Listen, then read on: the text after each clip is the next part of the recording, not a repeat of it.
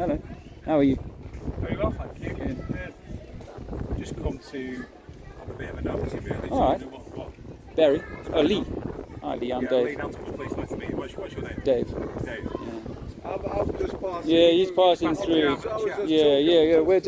We were just chatting about. We were talking of reasoning. We were Yeah. reasoning because it's good to talk, right? It's good to talk. Yeah. And humans are, and by nature, we are social beings.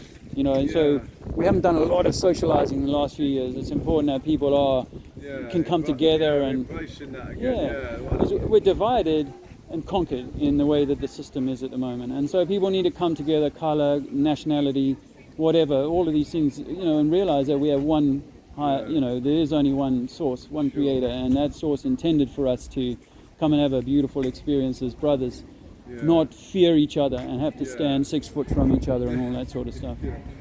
So is this like an environmental sort of what's on the floor here?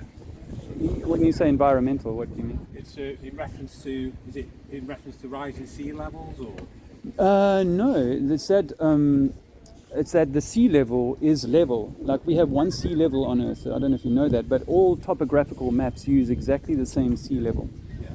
And so if I was to shrink the Earth down to the size of a lake, Windermere or something. Cheers, brother. Cheers, Dean. If I was to shrink the Earth down to a lake, for example, then I could put some rocks in that and recreate an Earth, the Earth that we know, with the same sea level and just mountains and stuff sticking out of it that we call continents. So it goes, deeper than that, because it means that the whole idea that we kind of live on a globe and that we come from monkeys and all that sort of stuff has to be brought into question. Because once I've heard this, I started trying to go out and measure this curving body of water that we're told that we live on. And I cannot find any evidence. Friends of mine have done laser experiments over 14 miles where they can stand beach to beach. Or we can stand in France and see all of the White Cliffs of Dover. And according to this idea that we live on a globe, we shouldn't be able to see those because they would be under the water ball in front of you. Because we're told as kids that at 5 miles, the ship's going to go over the edge of the water. And if that were true, then we should lose France at 30 miles across the channel. So I say to people, no, we live on a flat Earth. Or in fact, we live in an electromagnetic Earth. In which the water is level, all gases, all fluids settle at their own medium level point. You believe in the flat Earth theory? Not quite, no. The flat Earth theory is a bit of a convoluted thing. I know all about that. You do? Okay.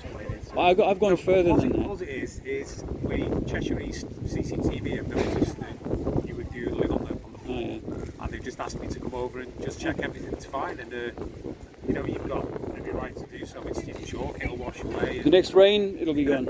And in fact, it might be later today, it's all washed away. I've been doing this around the country for a few years, and in other countries, but I always only use chalk because it's no vandalism. It's obviously just chalk, and it washes away.